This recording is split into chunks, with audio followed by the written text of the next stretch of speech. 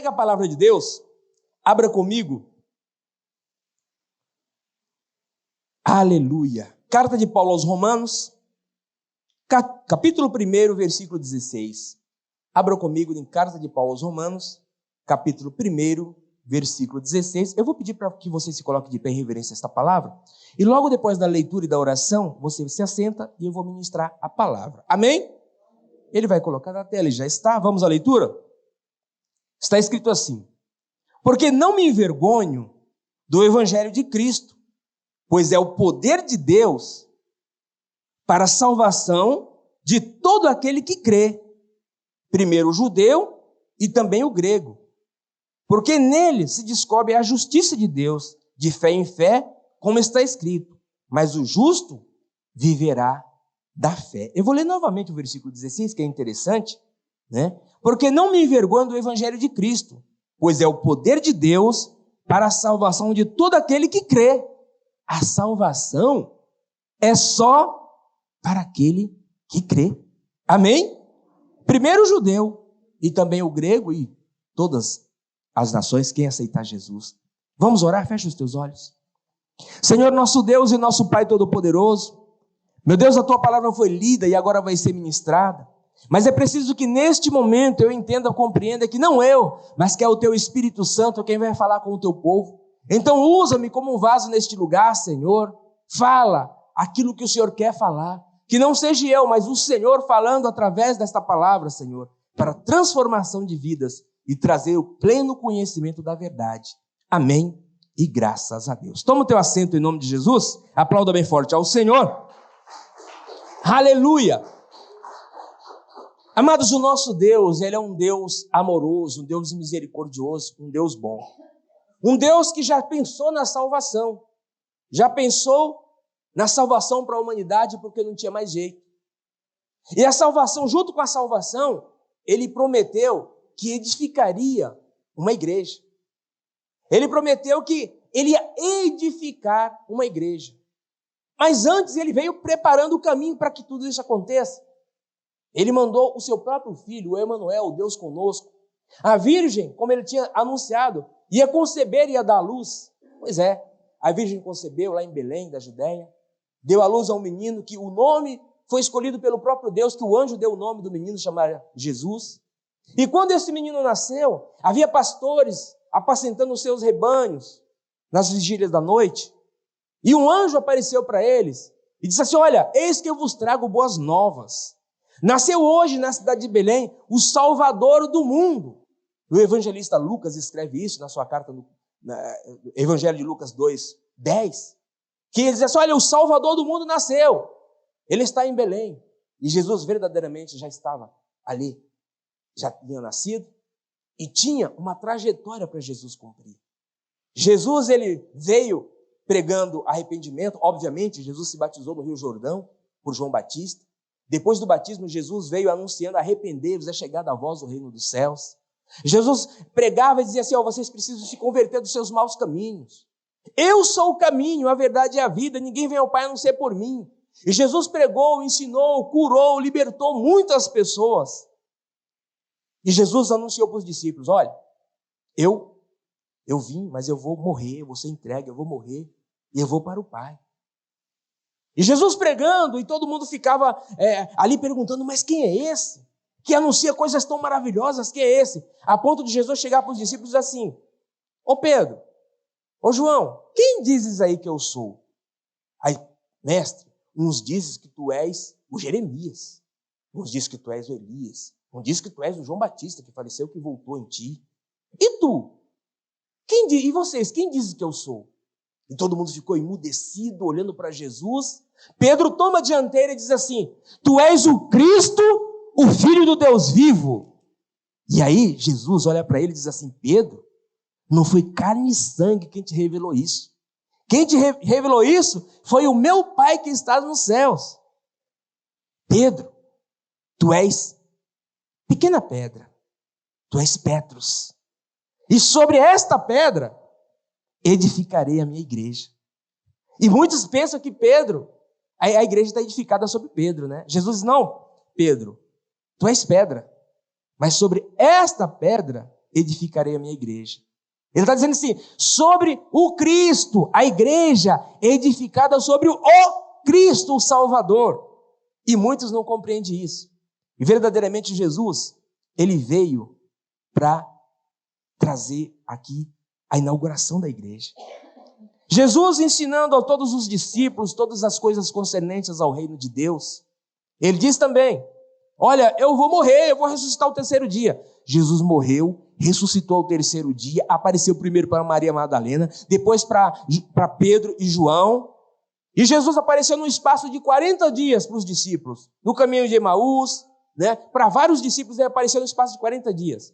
E Jesus manda um recado dizendo assim, olha, vão para Jerusalém e fiquem em Jerusalém até que do alto sejais revestido de poder. O colégio apostólico já estava lá, formado, reunido, Maria, 500 pessoas reunidas, esperando a promessa em Jerusalém.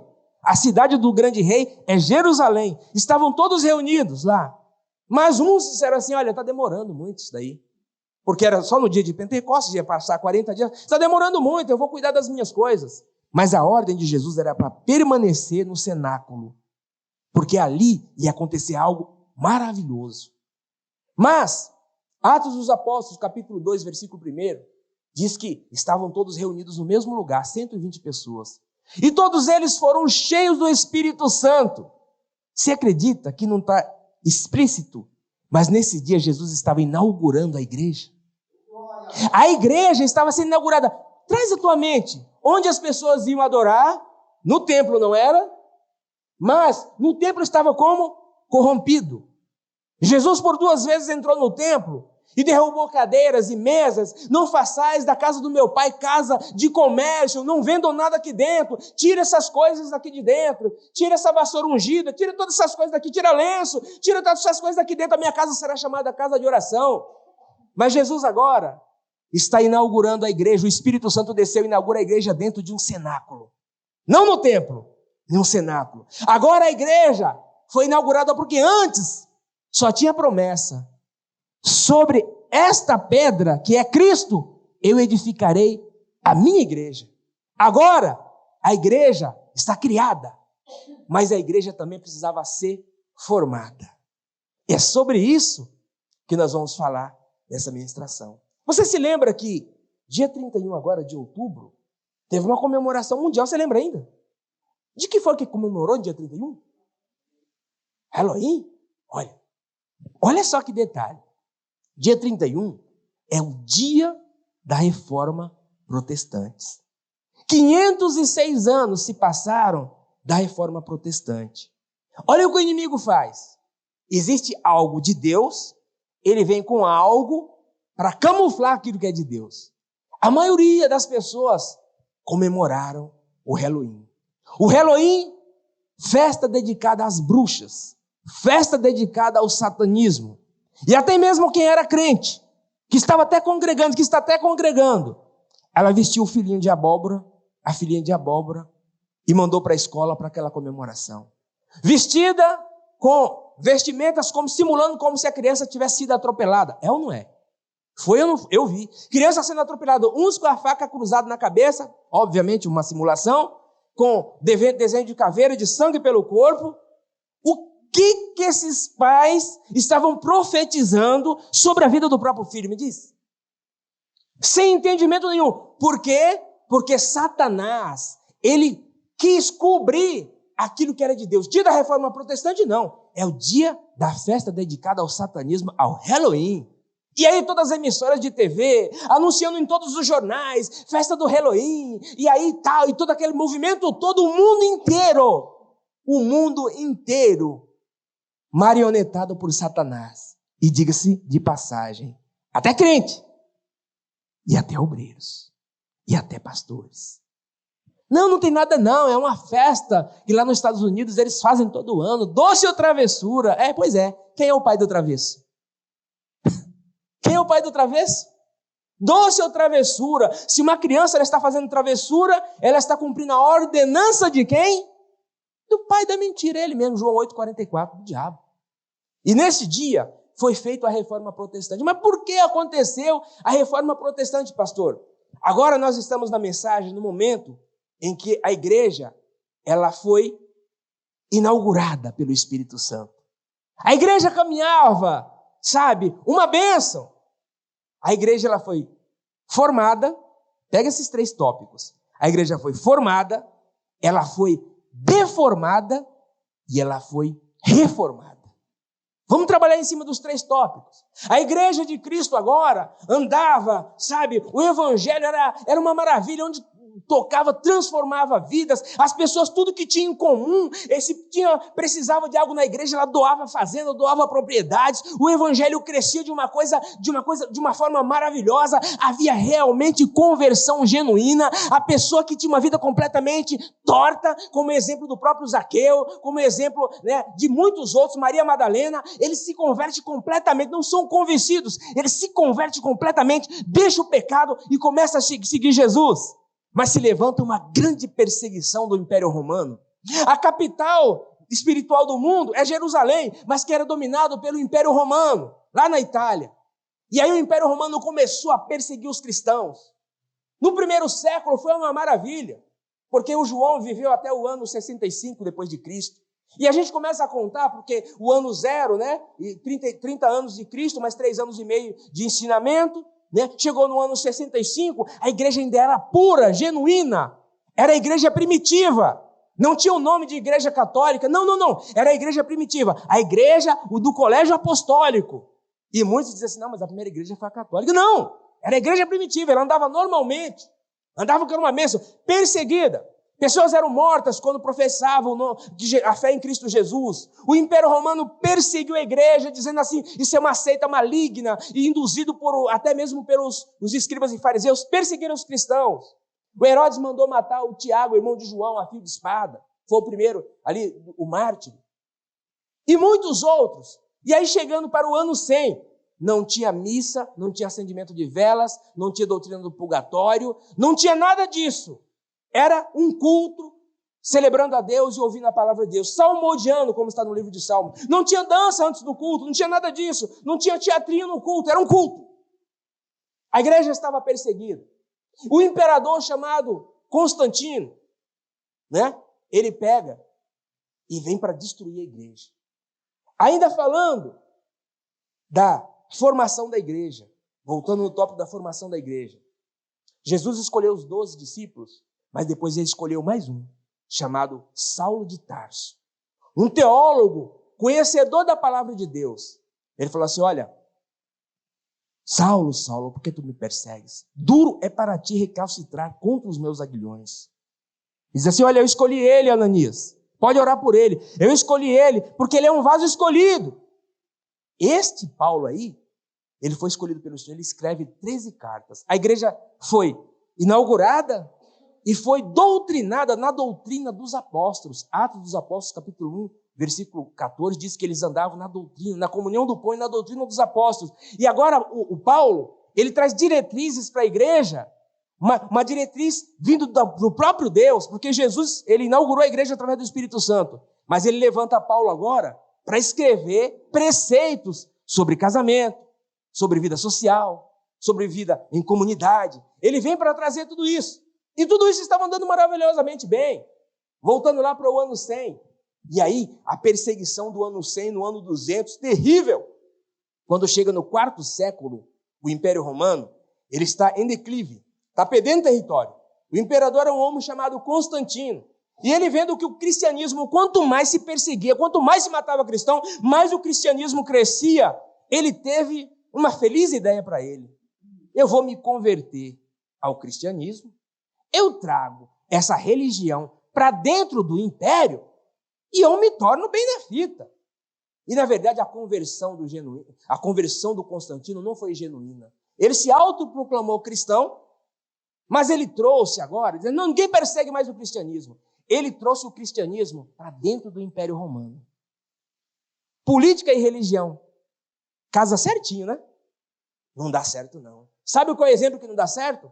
Porque o Anás e Caifás, na época de Jesus, eles eram os sumos sacerdotes. Na verdade, só podia ter um, mas já estava errado que tinha 2. Eles estavam na folha de pagamento de Roma.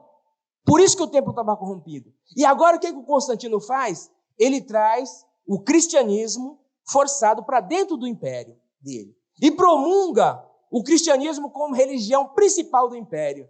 Aí, de onde surgiu Igreja Católica Apostólica, tem o que a ver com Cristo? Se Jesus é de Belém, da Judéia, em Jerusalém. Igreja Católica Apostólica Romana, 4º século, isso é histórico. Depois do ano 300, nesse 4º século, sabe o que ele fez? Ele pegou as catedrais do paganismo, pegou as igrejas que tinha e mandou colocar agora, tira todas essas imagens de leão, tira essa imagem de boi, de touro, e agora nós vamos trazer a simbologia, porque aqui dentro do nosso contexto, né, nós temos imagens. Aí ele traz agora, não, para aí, mas se não é o cristianismo, tem que fazer uma imagem da mãe dele, dos apóstolos, né? Aí ele começa a encher a igreja do paganismo. 4º século depois, nasce a igreja, junção com o Império Romano, Igreja Católica Apostólica Romana, tira tudo aquilo. E aí, sabe o que o povo pensou? Eu preciso ficar na fita, bem com o imperador, eu preciso arrumar um cargo político, né? Aí ele dizia, eu me converti, aquele rico dizia, eu me converti ao cristianismo, mas ele não se convertia, era por conveniência. Ele ia para a igreja, se declarava cristão, mas para ficar na fita, bem com Constantino. E ali, muitas, por conveniência, a igreja lotou, a igreja cresceu. E a igreja, fazendo tudo que é errado, entrou tudo que era errado. Tudo do paganismo foi começando a entrar. A doutrina do purgatório. No ano 304, 306, 307, foram entrando tudo isso. Acendimento de vela para os mortos, né? E aí a igreja crescia, mas ela se inchava com tanta coisa errada, com tanta coisa destrutiva. A igreja agora ela foi deformada. A igreja original dos apóstolos estava agora deformada e andava desse jeito. Século XII, uma perseguição terrível, né? Século XVI, século XV. Aí chegamos em um homem que ele não foi o pioneiro não, hein? O Martim Lutero, 1516. Mas no século XIV, no século XIII, já tinha outros que estavam indo contra a igreja. Não foi assim de repente. Já havia um movimento de reforma. No século XIII tinha um homem chamado John Hus, que já, século XIV, João Calvino, Urico, vieram outros reformistas querendo mudar tudo isso. Do século XII, do século XIII ao século XIV. Chegamos no século XV. Católico ia para a missa era celebrada em latim. Quem que conhece latim, gente? Pelo amor de Deus. Solus Fide. Nem entendeu o que eu falei, nem eu, só porque está escrito ali. A missa era celebrada em latim. Ninguém podia ler a Bíblia. Era proibido a leitura da Bíblia. Hoje nós lemos a Bíblia, nós pregamos e lemos a Bíblia. Era proibido ler a Bíblia. Ninguém lia a Bíblia. Nem os padres, não tinha conhecimento da Bíblia. A Bíblia só para o alto clero, os cardeais, para o Papa. A Bíblia vivia presa. A palavra de Deus estava presa, trancada. Uma pessoa comum, ela não tinha acesso às Escrituras. Ela não tinha acesso à Bíblia. A ponto de Martim Lutero, né? E a história dele é interessante, é curiosa, porque primeiro ele foi para Frankfurt, na Alemanha, que ele era alemão, ele foi estudar filosofia, depois estudar direito, e ele voltando, provavelmente numa época de férias, para a casa dos pais dele, ainda jovem, diz que teve uma tempestade tão forte, que ele se assustou e ele fez um voto com Deus, dizendo que se ele escapasse daquela tempestade, ele se tornaria um monge. Mas ele era um homem rico, se tornaria um monge. A tempestade cessou. E Martim Lutero voltou, e ele entrou na ordem agostiniana, porque essas ordens franciscana, agostiniana, ela surgiu nesse período. E ele é um monge, o Martim Lutero é um monge católico, se ordenou a padre, depois se tornou monge lá dentro do catolicismo. Só que em 1516, o Martim Lutero é mandado da Alemanha para Roma, para estudar. Só que quando ele chegou em Roma, ele teve acesso às Escrituras Sagradas. Ele teve acesso à Bíblia. Ele podia ler a Bíblia. E quando ele começou a ler a Bíblia, diz que ele se converteu, diz que ele entendeu tudo errado, o que estava tudo errado, lendo a carta de Paulo aos Romanos, onde eu abri essa mensagem. Que a salvação é pela fé, é mediante a fé, não é por pagamento de indulgência, porque naquela época levantou-se um imperador que ele queria construir a Basílica de São Pedro em Roma. Daí ele precisava de fundos. Ele levantou um homem lá, um bispo, para ir para os lugares e dizer assim, olha, diz para o povo que quem tiver um ente querido morto e tiver dúvida se ele foi para o céu ou para o inferno, pode dar uma oferta, porque quando a moeda cair na arca, no tilintar da moeda, a alma que está no inferno, ela saltará para o paraíso. E o Martim Lutero, olhando tudo isso, olhando para aquele contexto, se fazendo toda essa arrecadação de dinheiro, tudo isso, indulgência, diz que o Papa dava bulbo, a pessoa podia pecar, mas o Papa dava o perdão escrito. E tinha gente que dizia assim, eu vou para uma festa sexta-feira, acho que eu vou já pedir uma bula papal, já vou pedir lá a minha, porque eu vou pecar mesmo, eu vou adulterar, eu vou beber, então já vou pedir. As pessoas já pediam isso antes. E o Papa vendia isso, dizendo assim, olha, você pecou? Não, tudo bem. Você paga isso daqui, paga isso aqui que Deus já apagou os teus pecados. E o Lutero lá, olhando para aquilo lá em Roma, vendo que a salvação mediante a fé pela graça em Cristo Jesus, salvos pela graça, ele se revoltou com tudo aquilo. E em 1517, ele volta de Roma para Wittenberg, que ele era professor na faculdade de Wittenberg, na Alemanha. E aí ele promulga 95 teses. E eu me lembro bem, eu li as 95 teses, e eu trago bem à memória a tese 27, que o Papa diz assim, olha que absurdo. O Papa diz assim, olha, a cruz na mão do Papa, mas as armas do Papa é equivalente à cruz de Cristo. Pode perdoar pecado, pode fazer o que quiser. O Papa é colocado como um subdeus. Abaixo de Deus está ele ali, mas ele tem a mesma importância de Deus. A tese 27, e na 28 ele diz assim, não é. Isso não é. O único que tem poder de salvação é o Cristo Jesus. O Papa não pode perdoar pecado. Quem perdoa pecado é o próprio Deus mediante a confissão. A pessoa se arrepende. Arrependei-vos é chegada a vós o reino dos céus. A pessoa se arrepende, o pecado é perdoado. E aí ele pega uma outra tese, que é a 98, que é terrível também, que é essa exatamente que eu falei. A 27 trata do tilintar da moeda, e a 78 trata disso aí, equiparando ao Papa, ao próprio Deus. E Martim Lutero fica revoltado. Ele vai lá na catedral de Wittenberg, ele afixa essas 95 teses lá. Ele é perseguido por isso, por causa desse rompimento. Ele teve que romper com Roma. Ele teve que trocar até de nome, ser escondido na Inglaterra por um período de tempo, por causa da perseguição. Queriam matar ele, o Vaticano queria matar ele, por causa que ninguém pode ler a Bíblia. Foi pior ainda. Nessa época, já tinha impressora. Começaram a imprimir um monte de Bíblia. A Europa inteira se revoltou contra Roma. A Europa inteira, um grande movimento. E o Martim Lutero, isso no 1516, ficou escondido e lançou as 5 pilares da Reforma Protestante, que eu vou ler para vocês. Está assim, está em latim, mas eu vou traduzir. Sola fide, somente a fé. Sola Scriptura, somente a Escritura. Solos Christus, somente Cristo Salvador. Solo gratia, somente a graça pode salvar. Somente a graça de Cristo. Soli Deo glória, glória somente a Deus. Esses são os 5 pilares da Reforma Protestante.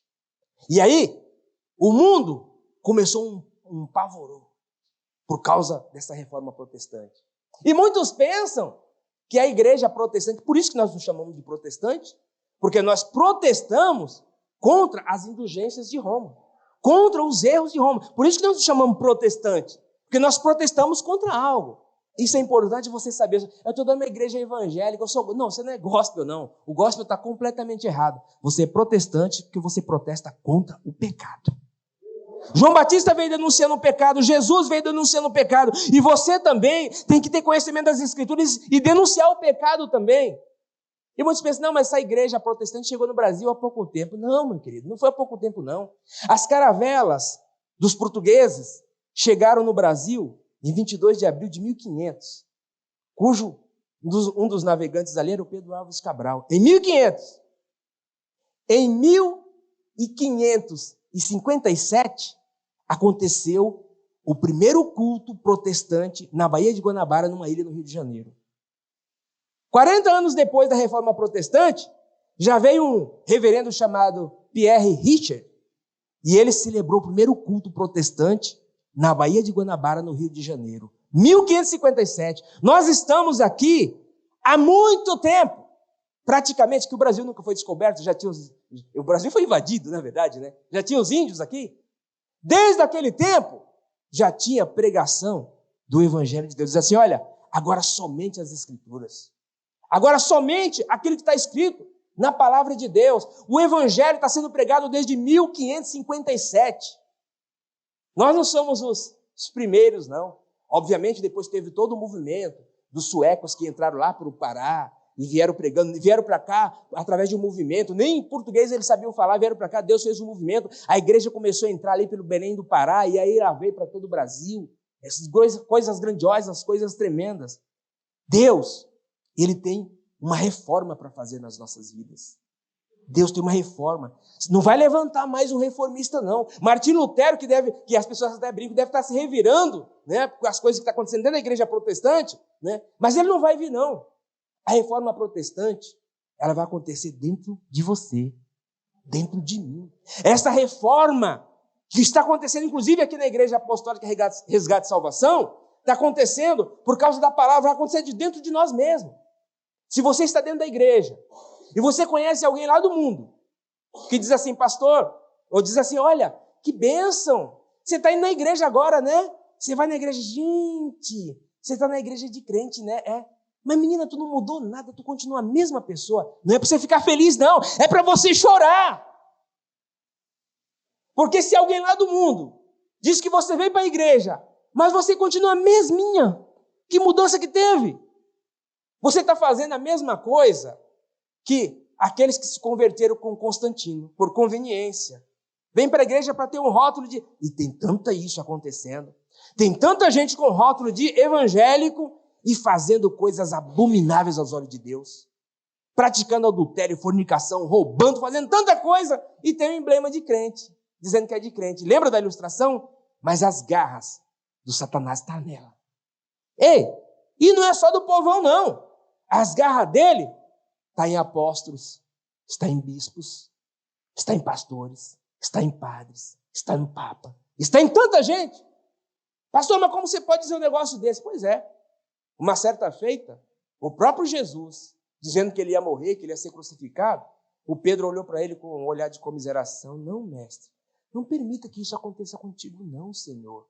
Aí Jesus olha para ele assim e diz assim, ó, para trás de mim, Satanás, que não cogita das coisas dos céus, cogita das coisas da terra. Ei, era um que estava do lado, hein? Pedro andava com Jesus. E quem diria o Judas Iscariotes, né? Judas Iscariotes era o tesoureiro. Andava com a bolsa dos valores, porque Jesus andava de aldeia em aldeia, de cidade em cidade. Ai, gente, como é que pode? A pessoa está do lado da bênção em fazer aquilo. Pois é, a pessoa pode estar do lado do pastor, pode ser o auxiliar do pastor, pode ser o ajudante do pastor, pode estar colado nele, mas é o Judas Iscariotes. Está porque ele quer status, ele quer nome. Ele não quer o verdadeiro evangelho. Você se lembra do Ananias e da Safira? Atos dos Apóstolos, capítulo 5? O Barnabé, levita natural de Chipre, a igreja estava crescendo, tudo era comum para todos, ele vendeu a propriedade, trouxe aos pés dos apóstolos. Certamente o Pedro falou assim, olha gente, olha que bênção, aqui teve aqui ó, uma oferta dada pelo nosso irmão ali levita, o Barnabé, que bênção, vem cá Barnabé, olha que bênção, ó, que Deus te abençoe Barnabé, e Barnabé vai embora. Aí tem um casal lá atrás, sentadinho assim, dizendo, olha, nós precisamos dar um jeito de nós aparecermos também. Ele foi colocado no lugar de honra. Ananias, vamos fazer alguma coisa. Combinaram. Foram lá vender a propriedade. Vamos vender a propriedade, vamos trazer aos pés dos apóstolos. Mas a intenção dele era má. Naquele dia, da inauguração da igreja, se o Ananias e a Safira não estivessem lá, dentro da igreja, mas provavelmente eles tinham saído, né? Eles seriam daquele grupo dos 500, vamos cuidar das nossas propriedades, não ficaram. Mas depois, o Ananias e a Safira se batizaram, participavam da ceia do Senhor, estava dentro da igreja, mas entraram num conluio. Vamos vender a propriedade, vamos dar para a gente aparecer. Eles queriam aparecer.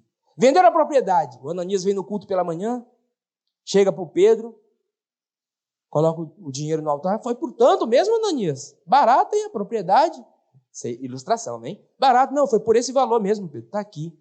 Aí, ele olha para ele, por que encheu Satanás o teu coração? Ei, Ananias, vamos conjecturar? Foi batizado nas águas, participava da ceia, participava dos cultos, estava dentro da igreja. Por que encheu Satanás o teu coração, Ananias? Para mentires ao Espírito Santo. Aí estão os pés dos moços que vão te levar. O Ananias cai duro dentro da igreja, na época da graça. Que tristeza, morreu dentro da igreja. No outro culto, chega a mulher do Ananias, a Safira, toda querendo aparecer, toda vaidosa. É hoje que vai ser o meu dia, menina, que eu vou aparecer na fita, não é mais fita, né? Eu vou aparecer na telinha. Aí chega na igreja, quem que ele encontra? Pedrão. Sério. Safira, por quanto vocês venderam a propriedade que o teu marido veio trazer aqui? Ah, foi por tanto? Foi isso mesmo. Foi isso mesmo, foi isso mesmo. Vira para cá, Pedro, vira para cá, Pedro, vira para cá. Vamos ficar de frente para a igreja para ela ver que nós entregamos.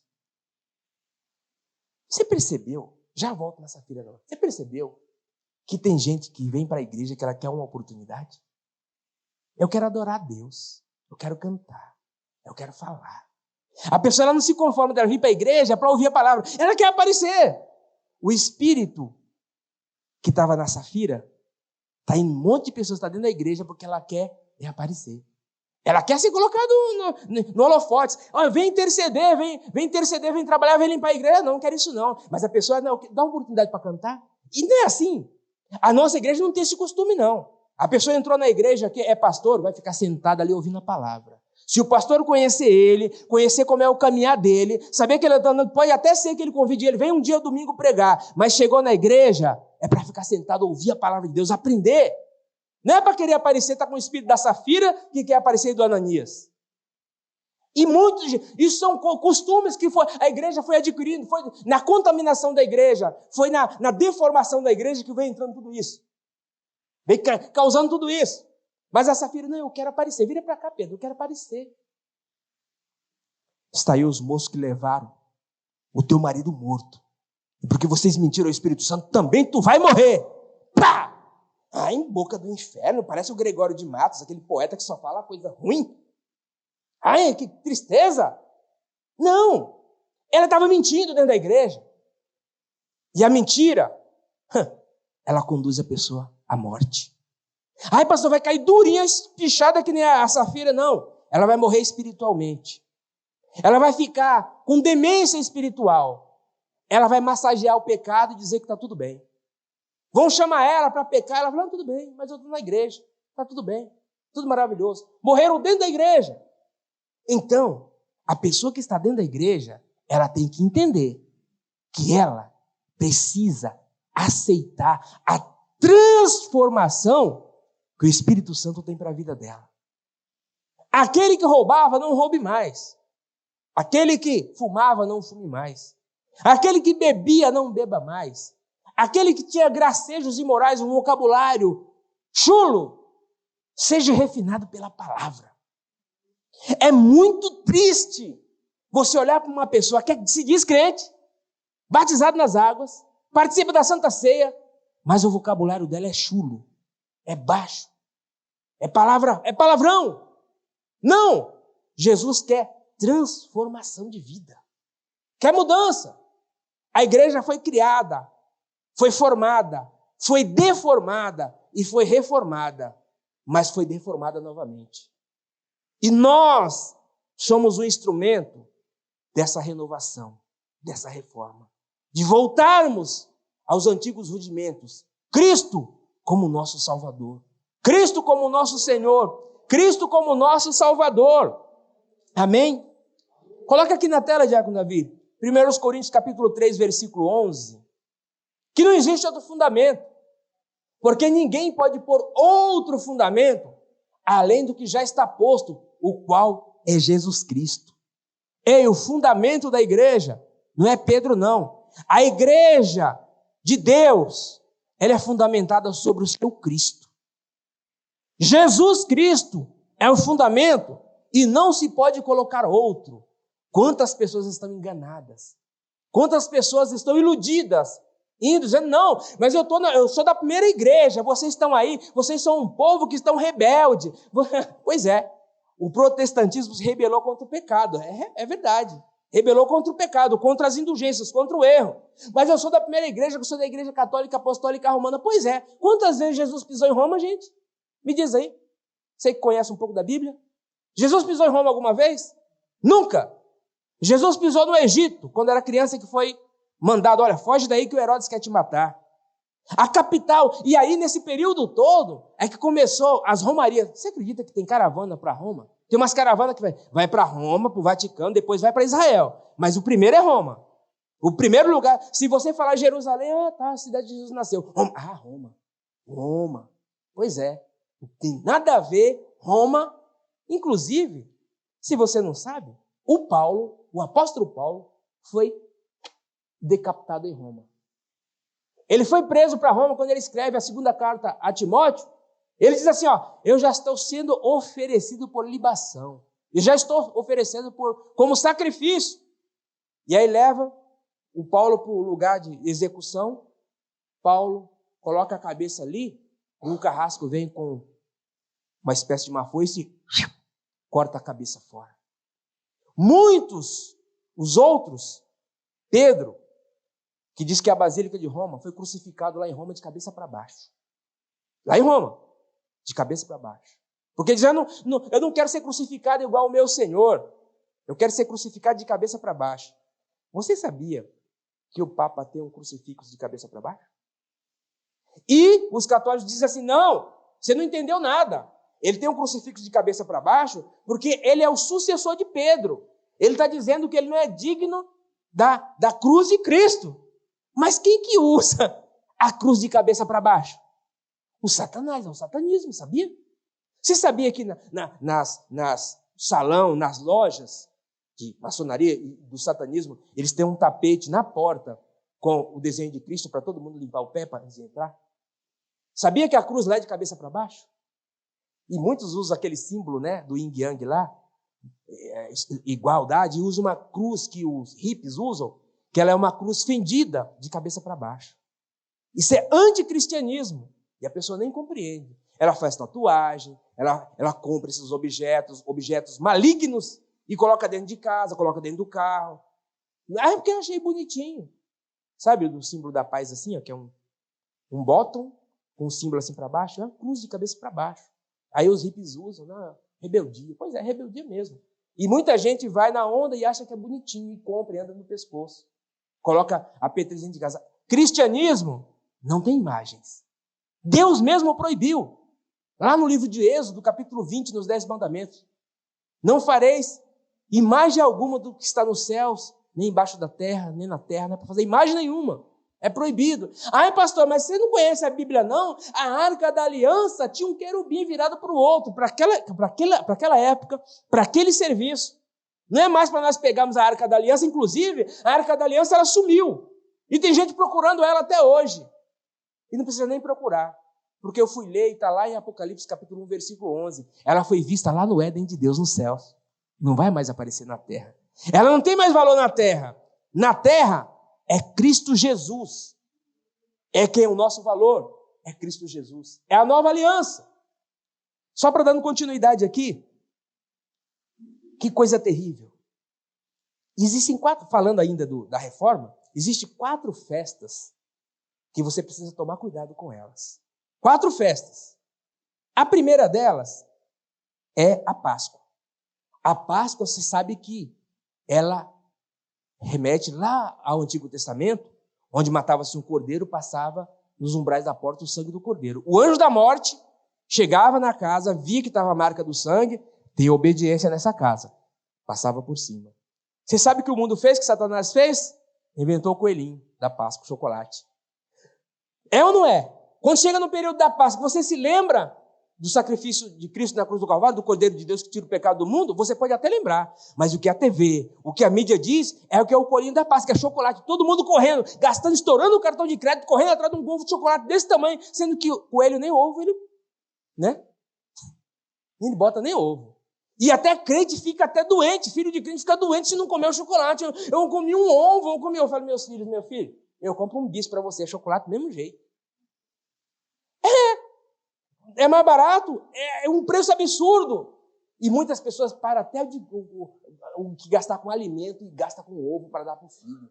Aí o filho entra nesse ciclo vicioso. O inimigo, ele conseguiu camuflar a festa da Páscoa. A outra festa é o Natal. Não é? Quando você lembra de Natal, quando você vai aqui nas lojas, você vê o Natal, você vê o quê? Só aparece no Natal aquela figura cantando. Você sabe o que eu estou falando, né? Só aparece no Natal. E aí o povo, quando vai no Natal, não, é Papai Noel. Olha a figura. Ele é vermelho, a roupa dele é vermelha. O sangue de Cristo, vertido na cruz do Calvário, é vermelho, né? Ele senta no trono, não senta? Para as pessoas ir lá tirar foto com ele. Ele quer assentar no trono que é de Cristo. Ali é Satanás purinho. Tudo a figura do Noel arremete uma caricatura, digamos assim, do que foi o sacrifício de Cristo na cruz do Calvário. Chega o Natal, todo mundo faz um banquete. Mas o que tem na mesa? Do crente não, mas tem pinga, tem discórdia, tem briga. A mesa do Natal seria a mesa para comunhão. Vamos lembrar, meia-noite, da morte de Cristo Jesus. Ele nasceu, contar toda a história de pai para filho. Não, mas o Noel cobriu tudo. E se você for falar, a pessoa fica brava. Não, mas na minha igreja já montamos a árvore de Natal. A árvore de Natal já está pronta na minha igreja, está lá no altar. É de ficar triste, né? E tem gente que arruma, faz uma manobra, dizendo assim, não, mas no Natal, aquela árvore significa renascimento, aquela árvore é o pinheiro. Pois é, lá das Semiramis, lá, né? Lá atrás. Né? Essa história vem lá de trás, e as pessoas, e não percebeu, está indo. Tem gente que já está, pastor, eu comprei, está lá em casa, vou montar ainda. E diz que é no dia, tem que montar agora, e no dia 6 de janeiro tem que desmontar, porque tem que cumprir um ritual. Pois é. Mas para vir para a igreja, para ouvir a palavra de Deus, acha ruim, mas quer montar um ritual que ela nem sabe de onde veio, nem sabe de onde surgiu. E a outra festa é o Halloween. Essas duas, ou melhor, a outra festa é o Carnaval. Eu falei da Páscoa, do Natal e do Carnaval. O Carnaval já está declarado, não tem nada. As duas primeiras foram maquiadas. O diabo maquiou as duas primeiras e as outras duas ele apresentou, trouxe. Veio do inferno mesmo, que é o Carnaval. Festa de orgia, lá da Grécia Antiga, um rei chamado Baco, o deus do vinho. Faz todo tipo de orgia, todo tipo de tristeza. E a outra festa, o Halloween, é outra festa que diz assim, não, vocês vão me adorar. Foi o que ele pediu para Jesus, não foi? Mostrou Jesus todos os reinos. Tudo isso aí, Jesus, eu vou te dar, se prostrado me adorar. Jesus falou para ele, somente ao Senhor teu Deus adorarás. E somente a ele prestará culto, Satanás. Sai de mim! Aí o Satanás vem na terra. As crianças vão me adorar. Como te adorar? Não, a criança é pura, não vai adorar não. Vai. Vamos preparar. Vamos preparar o terreno. Preparar uma festa chamada Halloween, com abóbora, com coisas doces, travessuras. Estava prestando um culto ou não estava? De porta em porta, no meu prédio, tínhamos que colocar um cartaz. Não participamos da festa, porque eles não iam bater. Vai de porta em porta, vestida de estola sacerdotal do Satanás, as criancinhas tudo pequenininhas assim, entrando no ônibus, tudo vestido de Halloween, vestido de caveira. Eu vi lá nos Estados Unidos, entrando no ônibus, aquele ônibus amarelo americano, e as crianças tudo entrando vestido de capetinha assim, ó. Tudo atrás do outro, parecendo que estavam sendo manietados. No dia que é para ir de uniforme, não fica tudo na filinha, mas as crianças tinham o mesmo movimento assim, olha. Parecia que eles estavam debaixo da mão do Satanás assim, vem me adorar, vem, o teu pai te ensinou, vem. Os ombrinhos eram o mesmo lado, assim, ó, olha. Ninguém percebe, ninguém consegue ver com olhos espirituais o diabo marionetando pessoas, forjando mente. Porque você é antigo, você é antigo, pastor, não tem nada a ver isso não. Isso aí não tem nada a ver, não. Isso aí é coisa dos antigos. Tá bom. Vamos para Romanos, vamos finalizar a mensagem?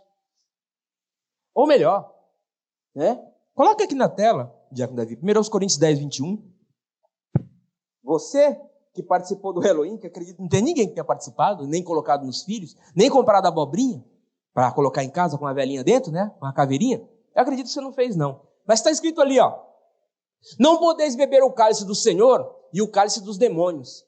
Não podeis ser participante da mesa do Senhor e da mesa dos demônios. Quem participou do Halloween sentou naquela mesa ali, ó. Sentou naquela mesa dos demônios.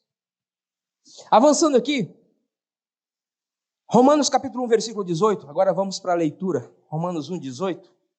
Aleluia. Vou voltar aqui. Romanos capítulo 1, versículo 18. Eu vou ler aqui na tela que é mais fácil. Porque do céu se manifesta a ira de Deus sobre toda a impiedade e injustiça dos homens, que detêm a verdade em injustiça. Vamos para o próximo versículo. Porquanto o que de Deus se pode conhecer, nele se manifesta, porque Deus lhe manifestou. Porque as coisas invisíveis desde a criação do mundo, tanto o seu eterno poder como a sua divindade, se entende e clamam e claramente se veem pelas coisas que estão criadas, para que eles fiquem inexcusáveis. Porquanto, tendo conhecido a Deus, não glorificaram como Deus, nem lhe deram graça. Antes, em seus discursos, se desvaneceram e o seu coração insensato se obscureceu. Dizendo-se sábios, tornaram-se loucos. A pessoa de sábia conhece de tudo. Ela conhece de todos, né? De todos os poetas, conhece da Grécia, conhece da Índia antiga, conhece de tudo. Mas falta a ela o conhecimento da palavra de Deus. Falta a ela o que Deus tem para as nossas vidas. E aqui não está aí não, mas está em 1 João capítulo 2, Diácono Davi, 1 João 2, 15. Não ameis o mundo, nem o que no mundo há. Se alguém ama o mundo, o amor do Pai não está nele. Ah, mas eu tenho que fazer isso porque todo mundo está fazendo, pastor. Tem que participar lá na escola, tem que ir, tem que colocar o uniforme, tem que colocar aquela coisinha. Você é crente, você vai colocar? Você vai colocar uma coisa de maldição no teu filho? Um deles, que não tinha jeito, nem para a escola foi. Hoje você falta. Você não vai. Entramos no acordo, ele não vai. O outro, não, tem que ir fantasiado. Não, mas não vai fantasiado não. Você vai vestir alguma coisa sua aí, você vai. Fantasiado não. É uma coisa tão terrível, que essa semana eu acompanho os meus filhos fazendo trabalho.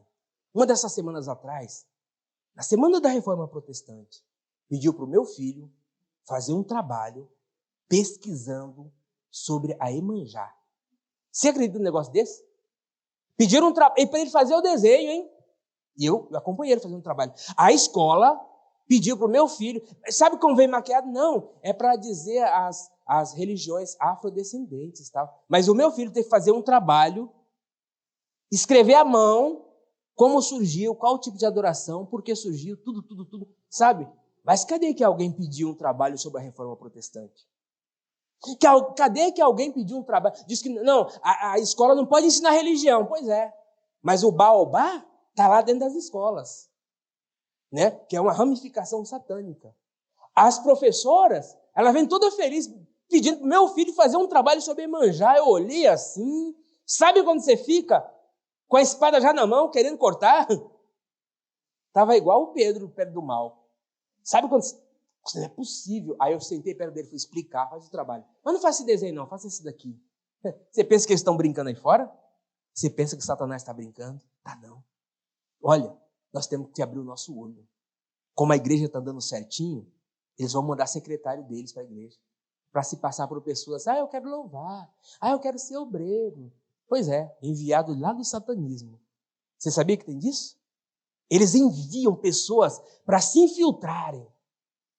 Como é que tem um ditado aí de um imperador? Dividir para conquistar. Vamos colocar divisão no meio do corpo de obreiro. Vamos colocar divisão entre os pastores. Quando você vê algo acontecendo dentro das igrejas, A igreja está andando séria, está orando, está jejuando, está buscando a palavra de Deus. Quando você vê algo acontecer, ai gente, mas aquela pessoa, não. O dono da seara está limpando. Ele tira. E essa é para você ficar atento. Não se deixe ser fermentado, não. A palavra da verdade está sendo lançada. Mas o inimigo das nossas almas está lançando os dados dele também. Para buscar quem está dentro da igreja. E fique atento. Porque Jesus, uma vez, ele passando por uma figueira, viu uma figueira bonita, estava com fome. Foi lá, procurou, não achou senão folhas. Ele olhou assim, ninguém mais coma fruto de ti. Jesus vem buscar fruto. Em mim e em você. E outra parábola, a parábola da videira, diz assim que o homem, dono da fazenda, diz assim, olha, essa figueira está aí há 3 anos, não produz nada. Corta e lança fora. Aí o simbolismo do Espírito Santo chega e diz, não, deixa mais um ano, deixa eu adubar ela, deixa eu podar, deixa eu cuidar dela. Se depois de 1 ano ela não der fruto, você vem e corta. Se Deus olhar para mim e ele não encontrar fruto em mim, ele vai cortar. Se você não faz o que Deus pede para você fazer, ele vai te cortar. Ele vai te tirar. Se você não cumpre com o seu dever na empresa, o que o patrão vai fazer? Vai te desligar e vai contratar um outro que faz. Se você não andar cumprindo a ordenança, pelo menos o básico daquilo que Deus tem para você, aí tem pessoas que falam assim, ai pastor, você está me assustando. Estou vendo até já um anjo da morte vindo assim.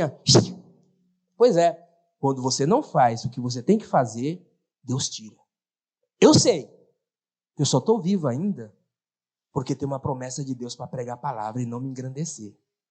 No dia em que eu disser assim, eu não quero mais pregar a palavra de Deus, tira, corta. Só tem um motivo para eu estar vivo. Já era para eu ter partido, faz tempo. Só tem um motivo, te ensinar a palavra de Deus. Orar à noite. Estudar. Pastor, como que você consegue lembrar, pastor, essas datas tudo aí que você vê em 1507, 1516, 1517, Wittenberg na Alemanha, João Calvino, John Hus, não sei o que. Como que você consegue lembrar todas essas coisas? 1500, Brasil, 22 de abril de 1500, depois você vem aqui 15 de novembro de 89 e proclamação. Como você lembra de tudo isso? O Espírito Santo nos lembra daquilo que nós lemos. Se você lê, ele vai te lembrar. Se você lê a palavra, ele vai te lembrar. Se você está fito na palavra, o Espírito Santo, ele nos lembra. Não se preocupe não de comparecer diante dos magistrados. No momento certo, ele vai te dar a palavra certa. É forte. Tem que estar alicerçado na palavra de Deus. Ai, pastor, mas eu creio em Deus, pastor. Eu creio que Deus é bom, Deus é maravilhoso. Pois é, Tiago diz assim que até os demônios creem, estremecem e não obedecem. Tem gente que crê, estremece, sabe do certo, mas pratica o erro. Só para nós finalizarmos a mensagem aqui, Gálatas capítulo 1, versículo 8, já com Davi. Gálatas capítulo 1, versículo 8. Mas ainda que nós mesmos, ou um anjo do céu vos anuncie outro evangelho, além do que já vos tenho anunciado, seja anátema. Esse aqui, é o evangelho que tem que ser anunciado. Essa aqui é a palavra de Deus que tem que ser anunciada. Se você ouvir um outro evangelho, que não tem cruz, que não tem renúncia, considere maldito, anátema. Esse é o resumo do evangelho de Cristo. Jesus mesmo, ele declara assim, olha, depois da ressurreição, ide por todo o mundo, pregai o evangelho a toda criatura. Quem crer e for batizado será salvo. Jesus mesmo. Mas não é esse batismo de neném, não. Não é aquele batismo que eu também, inclusive, fui batizado quando era bebezinho. Eu nem lembro se a água estava fria ou se a água estava quente. Eu não lembro de nada, mas disse que eu fui batizado. Não é aquele batismo. Jesus diz assim, aquele que crê e se batizar será salvo. Aquele que fizer parte da nova aliança será salvo. No dia 9, próximo, não nesse sábado, no outro, vai ter o batismo nas águas. Lá no sítio da igreja, no sítio Espaço Reviver. E tem pessoas dentro da igreja que estão brincando. Ela não é batizada e ela não quer se batizar. Mas por que não? Eu tenho meus motivos. Mas que motivo? Você tem... Ah, tá bom. Você tem motivo para não se batizar? Eu sei. Você tem um motivo para ir para o inferno também. Porque Jesus se batizou. Ele falou que você tem que se batizar. E você está relutando por quê? Ah, eu tenho meus motivos. Eu sei. Provavelmente é aquele motivo que eu falei. É aquele motivo das unhas. E aí a pessoa não quer deixar? Se ela não quer deixar, não. Se eu me batizar, eu vou ter que deixar. Ah, não. Aquele pecado é gostoso. Aquele pecado é bom. Não posso, não. Posso deixar, não. A unha está lá. Ela não entendeu que a unha está lá. Ela não entendeu que o anzol está cravado lá. E ela não quer se batizar. Mas Jesus diz, ide por todo mundo, pregar o evangelho a toda criatura. Quem crer e for batizado será salvo. A salvação é de graça agora. O preço Jesus já pagou. Agora só basta a pessoa levantar a mão assim, ó. Eu quero Jesus como meu salvador. Ela levanta a mão para o céu. E aí no momento da oração, né, ela pede perdão a Deus. E ela vai viver uma nova vida. E também, tenha em mente, não adianta se batizar e continuar fazendo tudo de errado, não. Aquele que perseverar até o fim, então será salvo. E aí, Apocalipse capítulo 2, versículo 5, coloca aqui na tela. Apocalipse 2, 5. Não adianta estar na igreja, participando da ceia, ainda fumando, bebendo, adulterando, se prostituindo, falando palavrão e achando que está salvo. Está nada. Está nada.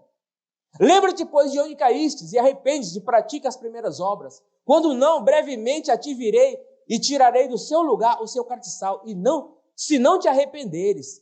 Jesus está esperando arrependimento, igreja. Não é brincadeira, não. Está esperando arrependimento. Mudança de vida. Jesus, ele é amoroso e bom. Agora, quando ele vier, ele vem como juiz. Ele vai arrebatar a igreja. Depois, quando ele vier, ele vem com cetro de ferro para reger as nações. Como juiz, não mais como salvador. Ah, mas Jesus é tão bom, né? Ele não vai lançar ninguém no lago de fogo, não. Ele mesmo falou, né? Apartai de mim todos os olhos que praticam a iniquidade, para ser lançado no lago de fogo de enxofre. Ah, naquela passagem de Senhor, Senhor, nós profetizamos em teu nome, nós fizemos maravilhas no teu nome, eu era pastor, eu era apóstolo, eu era bispo. Pois é, você ensinou o meu povo o caminho errado. Você foi que nem Balaão. Você queria o prêmio de Balaão, você queria dinheiro. Você fazia uma oração e queria um pix. Você fazia uma oração e queria os bens da pessoa. Você era maldito. Imagina Jesus assim. Ei, eu consigo imaginar. Jesus com chicote na mão entrando lá. Não façais da minha casa casa de comércio. E aí Jesus batendo assim, ó, e vassoura ungida varrendo para lá, lenço varrendo para cá, nos dias de hoje, né? Aí naquele dia a pessoa vai chegar, Jesus vai falar assim, não te conheço. Não, mas eu era líder da igreja tal lá, eu era o pastor presidente. A igreja lá, eu sei até do nome, mas você não te conhece. Eu não estou te reconhecendo. Quando você se batizou, participou das primeiras ceias, você era uma pessoa. Você, por ganância, se tornou igual a Judas. Apartai-vos de mim. Amém? Se coloque de pé, aplauda bem forte ao Senhor. Aleluia! Fecha os teus olhos. Vamos orar. Senhor, nosso Deus e nosso Pai Todo-Poderoso, nós estamos aqui, Senhor, nesta manhã de domingo, onde a Tua palavra foi pregada. Esta pessoa que está aqui, ela é humilde em reconhecer que ela precisa da ajuda do Senhor. Tantos bombardeios que ela recebeu, tantas tristezas que ela passou, ela precisa ser fortalecida. E a Tua palavra diz, Senhor, que o Senhor não esmaga a cana quebrada e não apaga o pavio que ainda fumega. Antes o Senhor dá vigor àquele que não tem nenhum vigor. E a Tua palavra lá no Salmo 46 diz que o Senhor é socorro bem presente no momento da angústia. Eu não sei a angústia que este homem, que esta mulher, que esta pessoa está passando, mas o Senhor conhece os corações, o Senhor conhece a mente e os corações, então penetra agora no mais profundo, no mais íntimo do ser dessa pessoa, arranca toda a tristeza, arranca toda a angústia, toda aquela palavra de afronta que foi lançada, que causou impacto na vida dela, passa com o Teu bálsamo agora, cura esta pessoa, restaura as forças a ela em nome do Senhor Jesus Cristo, amém e graças a Deus. Aplauda bem forte ao Senhor. Toma posse em nome do Senhor Jesus Cristo. As palavras, ela tem poder. Você que está nos assistindo pelo YouTube, se inscreva no canal, dê um joinha para que mensagens como essa, ela chegue ao maior número de pessoas. Através do teu joinha, o YouTube vai entender que esse vídeo é relevante e a palavra de Deus vai chegar aonde até mesmo nós não podemos ir, mas vai alcançar muitos corações. Fiquem na paz até o próximo culto. Amém?